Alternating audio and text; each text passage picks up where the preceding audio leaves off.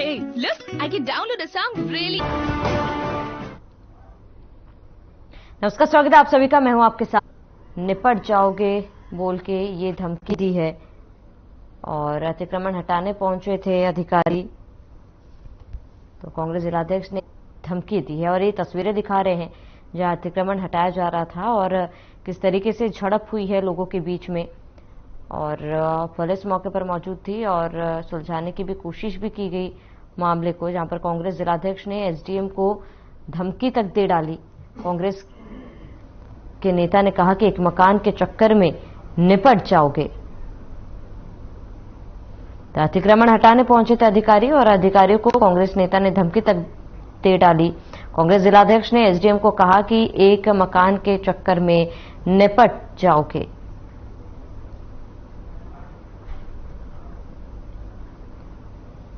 खबर बिलासपुर से है, जहां कृषि विज्ञान केंद्र में आयोजित किसानों का प्रशिक्षण कार्यक्रम रखा गया, जिसमें किसानों को गेहूं बीज उत्पादन पर प्रशिक्षण दिया गया।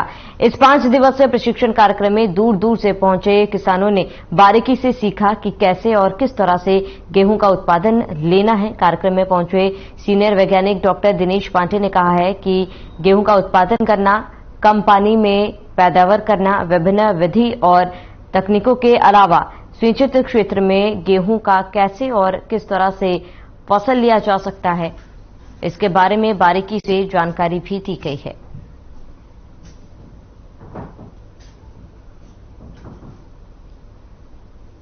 तो गेहूं बीज उत्पादन पर प्रशिक्षण दिया गया है, जहां किसानों का प्रशिक्षण कार्यक्रम का आयोजन किया गया था और विज्ञान केंद्र में आयोजित हुआ था कार्यक्रम। इस दौरान आपको बता दें कि गेहूं बीज उत्पादन पर प्रशिक्षण देने के लिए आयोजन किया गया था और कई अधिकारी इसमें शामिल हुए।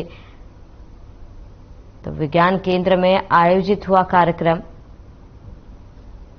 जहां गेहूं बीज उत्पादन पर प्रशिक्षण दिया गया और किसानों का प्रशिक्षण कार्यक्रम आयोजित की गई, जहां विज्ञान केंद्र में आयोजित हुआ कार्यक्रम।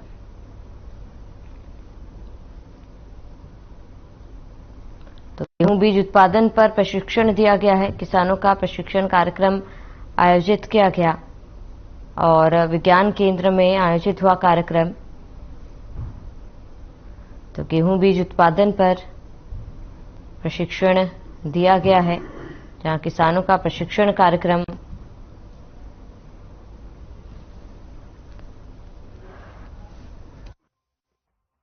गेहूं उत्पादन की विभिन्न विधाओं पर जानकारी देने के लिए विभिन्न विशेषज्ञ अलग अलग समयों में उपस्थित रहेंगे।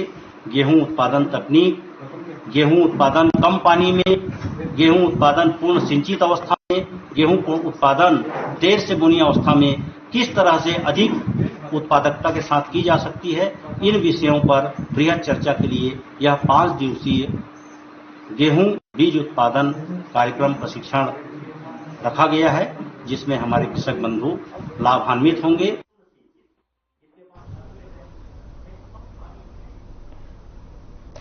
वेलफेयर फाउंडेशन ने एक प्रेस विज्ञप्ति जारी की, जिसमें उन्होंने बताया कि हमारी संख्या 2018 से बिलासपुर शहर में कार्यरत है। इसके अध्यक्ष है बेडन डिसूजा और उपाध्यक्ष है अमन जैन। साथ ही 5 अन्य पदाधिकारी और 100 सदस्य भी शामिल हैं। विगत 3 वर्षों में हमारी संस्था ने काफी क्षेत्र में काम किया है, जैसे शिक्षा, गरीबी और सफाई। वर्तमान में 8 सरकारी स्कूलों के साथ काम कर रहे हैं, जिसमें हम बच्चों की पढ़ाई में अपने वाली परेशानियों का निवारण करने की पूरी कोशिश करते हैं। बता दें कि संस्था ने इस साल 26 फरवरी 2023 को भी सफाई अभियान किया था और इस अभियान में 700 से अधिक वॉलंटियर शामिल हुए थे।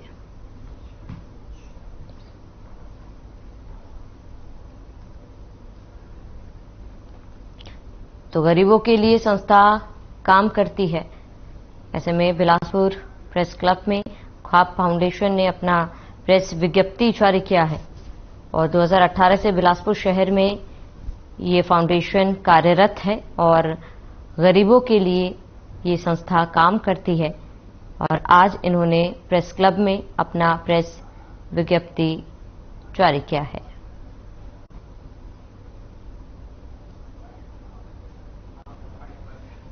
को एक कार्यक्रम करने वाला है, भव्य कार्यक्रम है सफाई अभियान और अवेयरनेस को लेके। तो उसके लिए हम एक प्रेस कॉन्फ्रेंस कर रहे हैं ताकि जो लोग हमसे जुड़ना चाहते हैं, पर्यावरण से जुड़े हुए लोग हैं, पर्यावरण के लिए कुछ काम करना चाहते हैं, वो हमसे जुड़ें और 26 तारीख को हमारे साथ कोटा चलें और सफाई अभियान करके इस मुहिम को आगे बढ़ाएं।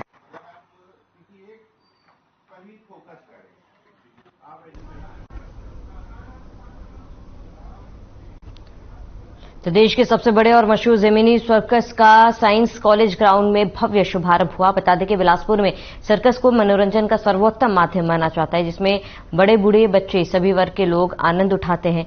मगर अब सर्कस दिखाने की मजबूरी है, सिर्फ उससे जुड़े कलाकारों का पेट पालना ही है। अब नए कलाकार इस क्षेत्र में आते ही नहीं और ना ही आना चाहते हैं। इसी सबके बीच ग्रेट जेमिनी सर्कस के मैनेजर दीपराज सिंह ने बताया है कि अब गिने चुने देश भर में मात्र 5 सर्कस ही प्रतिबंध के बाद 30 से 40 सर्कस में सिमट गए हैं।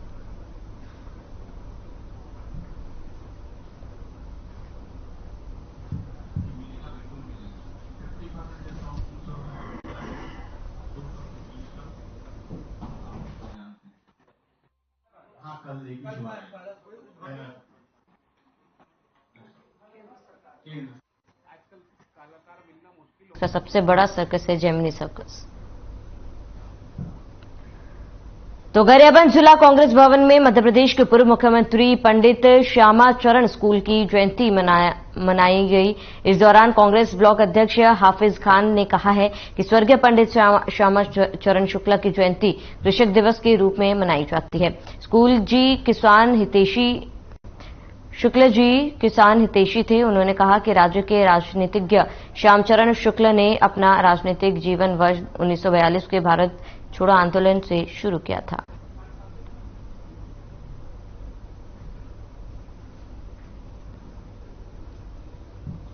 तो कांग्रेस भवन में पूर्व सीएम को याद किया गया और ब्लॉक अध्यक्ष हाफिज खान ने उन्हें याद किया। पंडित श्यामाचरण की जयंती मनाई गई।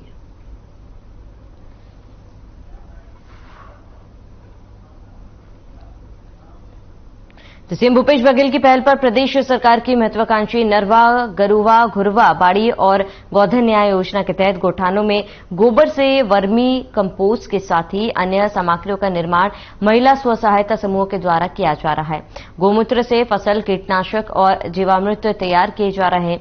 महात्मा गांधी ग्रामीण औद्योगिक पार्क योजना आत्मनिर्भर और सफलता की नई इबारत लिख रही है। इन सबके साथ अब गोबर से प्राकृतिक पेंट बनाने का काम भी पूरे प्रदेश में शुरू हो चुका है और महिलाएं प्रशिक्षण लेकर स्व सहायता समूहों के माध्यम से पेंट का निर्माण भी कर रही हैं। मुख्यमंत्री भूपेश बघेल के निर्देशानुसार गोबर से प्राकृतिक पेंट के निर्माण के लिए राज्य में 42 उत्पादन इकाइयों को स्वीकृति दी गई है। इनमें से 13 उत्पादन इकाइयों की स्थापना हो चुकी है और 21 जिलों में करीब 29 इकाइयां स्थापना के लिए शासन का निर्देश है कि सभी शासकीय भवनों में अनिवार्य रूप से गोबर से निर्मित प्राकृतिक पेंट का इस्तेमाल हो। और वहीं आपको बता दें कि कोरिया जिले के ग्राम मझगवा में महात्मा गांधी ग्रामीण औद्योगिक पार्क योजना के तहत यहां गोबर से प्राकृतिक पेंट बनाने की इकाई शुरू हो गई है और यहां प्रगति स्व सहायता समूहों की महिलाओं को प्रशिक्षित कर पेंट बनाने का कार्य शुरू किया गया है। 15 दिनों के अंदर ही समूह ने 800 लीटर पेंट बनाया है, जिसमें से 500 लीटर पेंट बेचा जा चुका है। पेंट की कीमत लगभग 60,000 रुपए है।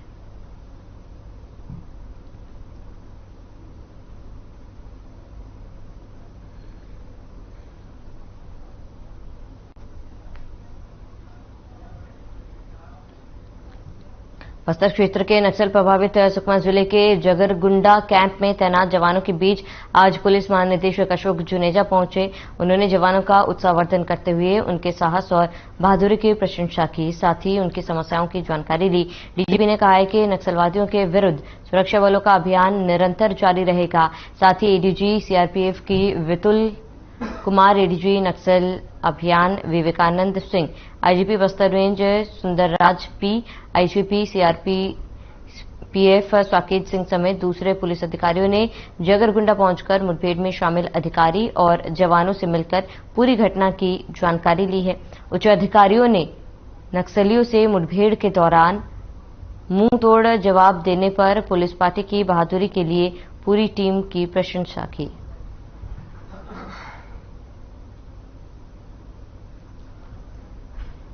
सभी ने जवानों का हौसला भी बढ़ाया। जगरगुंडा कैंप पहुंचे पुलिस महानिदेशक और दूसरे उच्च अधिकारी भी इस दौरान मौजूद रहे। तो सभी ने जवानों का हौसला बढ़ाया और जगरगुंडा कैंप पहुंचे पुलिस महानिदेशक। तो दूसरे उच्च अधिकारी भी इस दौरान उनके साथ मौजूद रहे। आपको बता दें कि सभी ने जवानों का हौसला बढ़ाया है और जगरगुंडा कैंप पहुंचे पुलिस महानिदेशक, जहां दूसरे उच्च अधिकारी भी मौजूद रहे।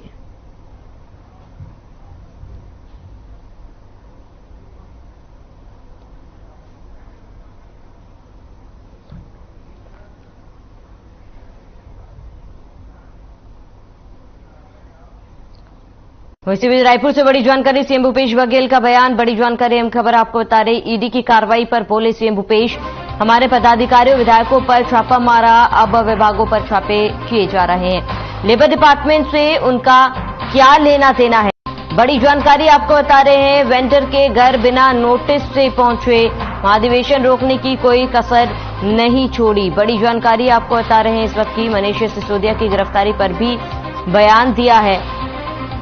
बड़ी खबर, अहम जानकारी, महाधिवेशन को लेकर मनीष सिसोदिया की गिरफ्तारी पर भी उन्होंने बयान दिया।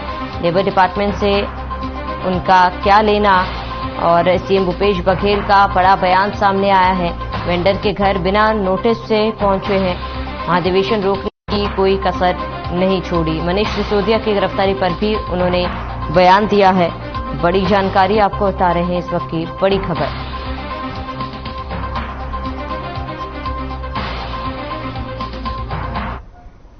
निश्चित रूप से छत्तीसगढ़ के लिए, हम सब के लिए गर्व की बात है। पहले तो हमारे पदाधिकारी विधायकों के यहाँ छापा डाले, उसके बाद विभागों में छापा डाले।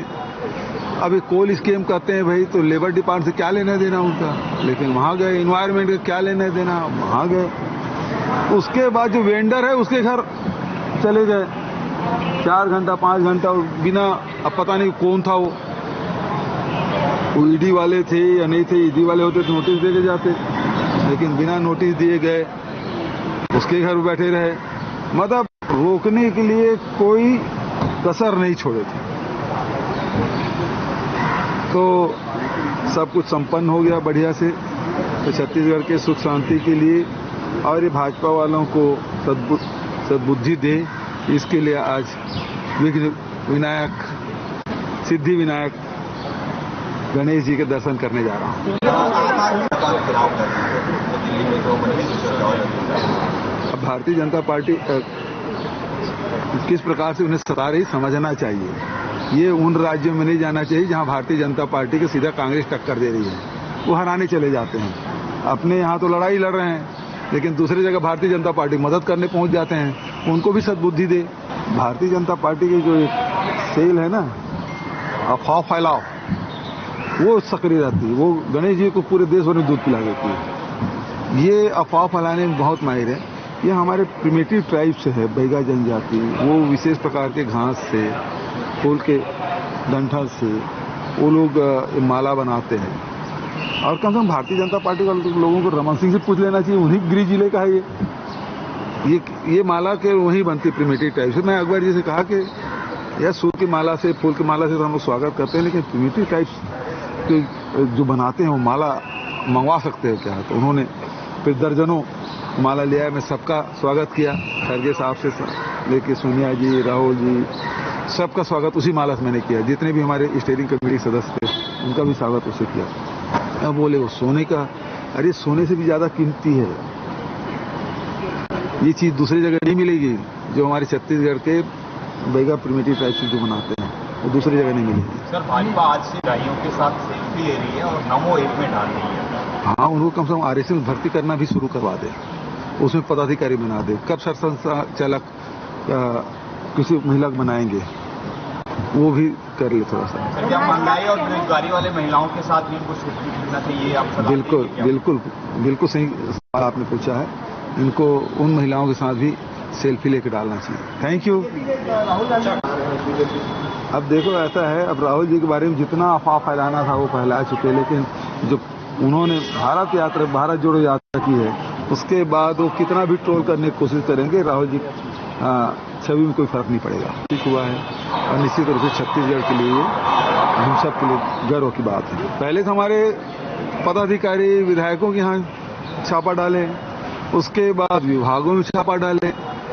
अभी कोल स्कीम कहते हैं भाई, तो लेबर डिपार्टमेंट से क्या लेना देना उनका, लेकिन वहां गए। एनवायरमेंट का क्या लेना देना, वहां गए। उसके बाद जो वेंडर है उसके घर चले गए 4 घंटा 5 घंटा बिना, अब पता नहीं कौन था वो ईडी वाले थे या नहीं थे। ईडी वाले होते तो नोटिस दे के जाते, लेकिन बिना नोटिस दिए गए, उसके घर बैठे रहे। मतलब रोकने के लिए कोई कसर नहीं छोड़े थे। तो सब कुछ संपन्न हो गया बढ़िया से छत्तीसगढ़ के सुख शांति। तो छत्तीसगढ़ में कांग्रेस का 85वां महाधिवेशन संपन्न हो गया है, लेकिन अब राजनीतिक सियासी घमासान जारी है।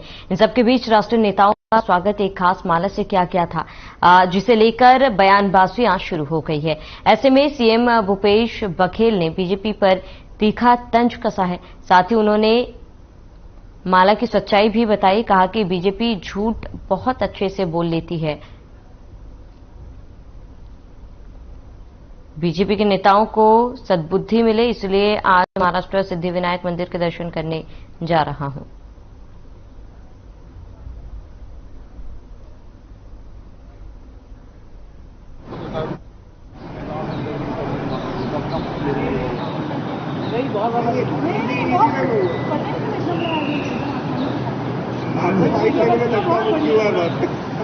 आप लोग खाना खाए चाय साथ में इसको मुंबई जा रहे हैं। राष्ट्रीय महाधिवेशन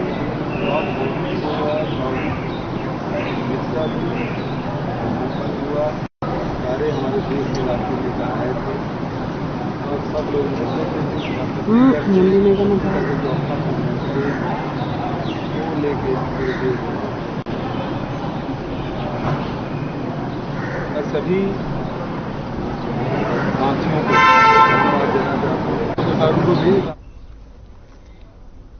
तो खबर रायपुर से है, जहां नेता प्रतिपक्ष नारायण चंदेल के बयान पर पलटवार करते हुए प्रदेश कांग्रेस प्रवक्ता धनंजय सिंह ठाकुर ने कहा है कि आरक्षण विधानसभा में पारित हुआ है, तो नेता प्रतिपक्ष बताएं कि राज्यपाल राजभवन उस विधेयक पर हस्ताक्षर क्यों नहीं कर रहे हैं।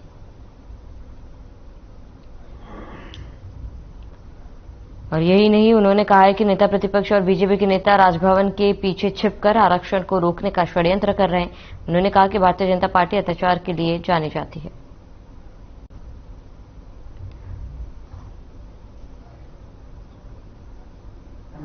देखिए, कांग्रेस पार्टी सामाजिक न्याय की बात करती है और इस प्रदेश के ओबीसी वर्ग को, इस प्रदेश के एसटी वर्ग को, इस प्रदेश के एससी वर्ग को और ईडब्ल्यूएस वालों को उनका आरक्षण देकर जो सामाजिक न्यायिक का जो दायित्व है उसका निर्वहन करने का काम की है।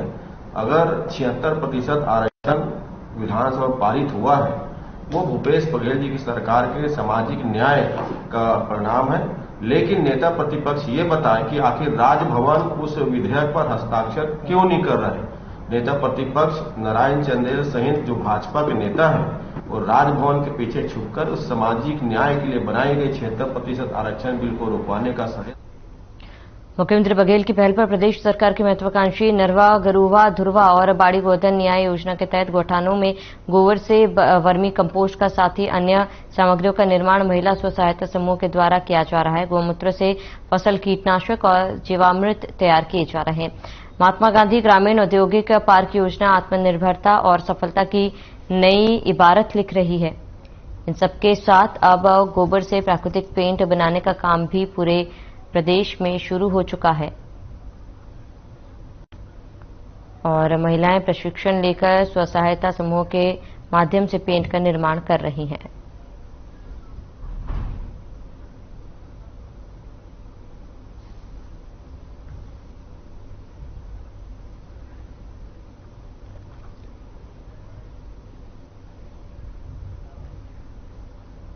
नेता प्रतिपक्ष नारायण चंदेल का बयान, बड़ी जानकारी आपको बता रहे। महाधिवेशन को लेकर कांग्रेस पर निशाना साधा। कांग्रेस ने सामाजिक न्याय की बात कही। कांग्रेस की कथनी और करनी में अंतर है। बड़ी जानकारी आपको बता दें, सरकार ने क्वांटिफाइबल डाटा रिपोर्ट नहीं की पब्लिश।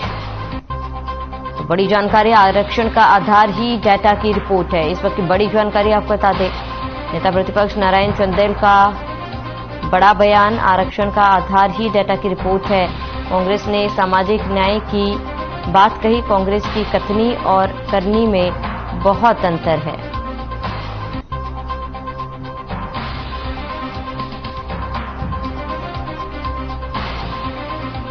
तो कांग्रेस ने सामाजिक न्याय की बात कही। रायपुर में कांग्रेस का राष्ट्रीय अधिवेशन संपन्न हुआ। कांग्रेस पार्टी ने वहां पर सामाजिक न्याय की बात की है। कांग्रेस की कथनी और करनी में साफ अंतर दिखाई देता है। एक तरफ छत्तीसगढ़ में क्वांटिफाइबल डाटा आयोग की रिपोर्ट आज तक उन्होंने पब्लिश नहीं किया, न जनता के सामने में प्रस्तुत किया, न विधानसभा में प्रस्तुत किया है। जबकि आरक्षण का आधार ही डाटा आयोग का रिपोर्ट है और इसलिए कांग्रेस का जो असली चेहरा है वह इससे स्पष्ट होता है और उजागर होता है कि उनके कथनी और करनी में कितना अंतर है। रायपुर में कांग्रेस का राष्ट्रीय अधिवेशन संपन्न हुआ।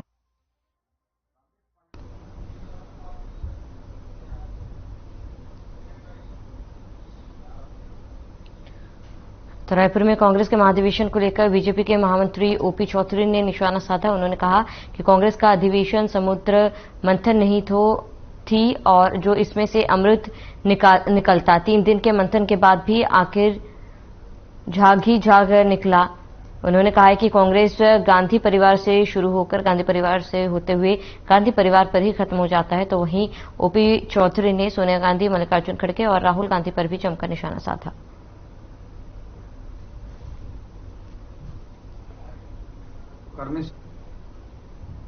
कांग्रेस का राष्ट्रीय अधिवेशन समुद्र मंथन तो था नहीं जिससे कोई अमृत निकलता। भाजपा द्वारा बनाए गए नवा रायपुर में लुटेरों का एक जमावड़ा था, इसलिए अब झाग ही झाग निकल रहा है। आज के कांग्रेस की यात्रा गांधी परिवार से शुरू होकर गांधी परिवार से होते हुए गांधी परिवार में जाकर खत्म हो जाती है।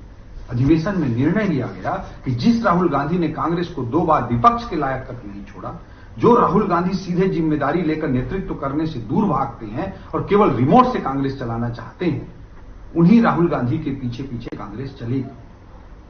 सुप्रीम कोर्ट की तमाम व्याख्याओं के बावजूद राहुल गांधी हिंदू शब्द की कुव्याख्या करते रहते हैं। मैं पूछना चाहता हूं, क्या सनातन संस्कृति का अपमान करके, क्या तुष्टीकरण की राजनीति करके भारत को जोड़ा जा सकता है? कांग्रेस में फिलहाल मेरे साथ इतने। देश और प्रदेश की तमाम बड़ी खबरों के लिए आप बने रहे हमारे साथ।